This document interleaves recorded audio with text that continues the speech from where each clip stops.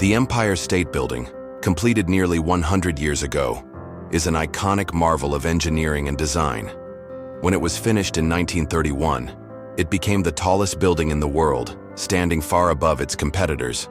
But its significance goes beyond just height. It was a groundbreaking example of how architecture, smart design, and financial acumen can come together to create a building that not only stood the test of time, but also continues to generate enormous profits today. In the 1920s, cities around the world were undergoing rapid transformation. Economic prosperity and technological advances made it possible to construct taller, stronger buildings. Nowhere was this more critical than in New York City, where limited land and a rapidly growing population meant the only way to build was up. This sparked what became known as the race into the sky. Developers in New York City, especially in Manhattan, began constructing several skyscrapers aiming to be the tallest. The race was fueled not only by a sense of ego, but also by financial opportunity. High-rise buildings could house multiple floors of rentable office space, creating massive income streams. John Raskob and Al Smith, two businessmen, saw the immense potential in creating a skyscraper that not only served as an architectural landmark, but also as a business in its own right. In 1929, they announced their plans to build the Empire State Building, a project that would push the boundaries of engineering and design. It was not only going to be the tallest building in the world, but also a building engineered for maximum profitability. The Empire State Building's design was incredibly clever. Beyond simply providing office space, the building incorporated several features that would enhance its economic success. The building would feature exclusive viewing platforms, massive radio antennas, docking stations for airships, and multiple floors of premium office space. Its design was meant to create a vertically integrated space with its own postal system, cafes, and services, ensuring that people could live, work, and play all within the same towering structure. But achieving this vision wasn't just about making a tall building. It had to be done within the constraints of New York's building regulations. The city had strict zoning laws that limited how much light could be blocked by large buildings. These rules, which included a sloping line drawn from the street center at a 25-degree angle, made it difficult to build tall and wide without restrictions.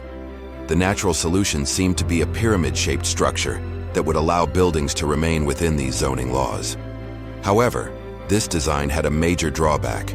A pyramid-shaped building would create a large amount of office space at the bottom, but very little at the top, resulting in inefficient use of space. The most desirable office space in a skyscraper is typically located at the top, where the views are spectacular and the environment is quieter. A building with a pyramid shape would sacrifice these premium spaces in favor of the less desirable ones at the base. The design of the Empire State Building needed to take into account the need for both efficiency and profitability. The architects behind the Empire State Building found a clever way to work around the zoning regulations.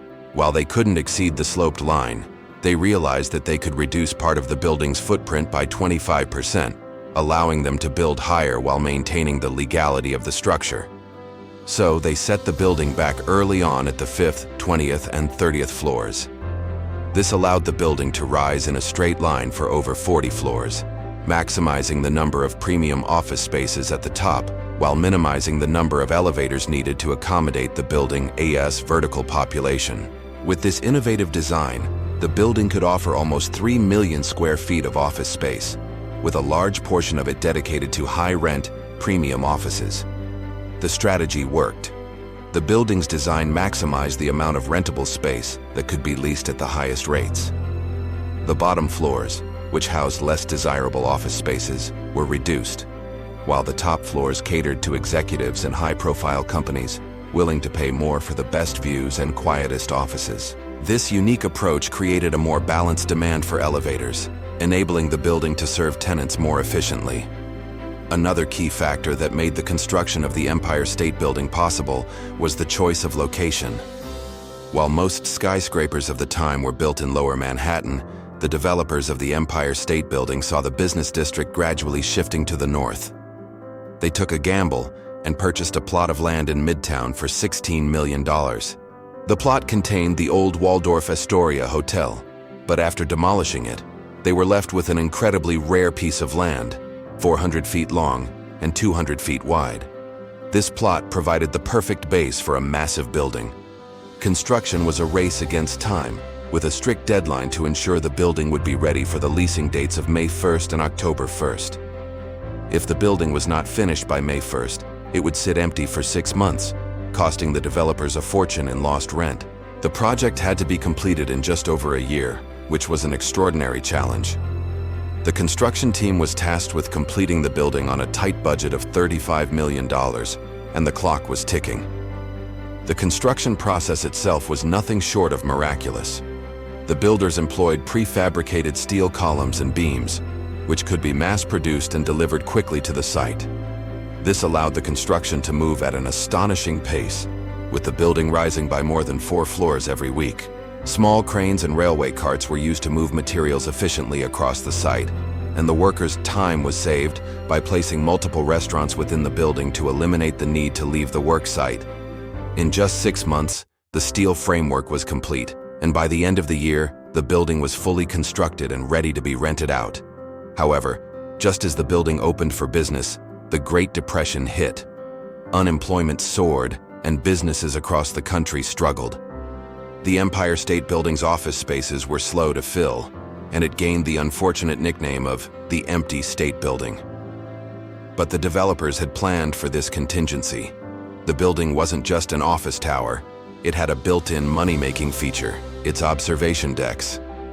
The 86th and 102nd floors provided breathtaking views of New York, and the public quickly flocked to the building for a glimpse of the city from above.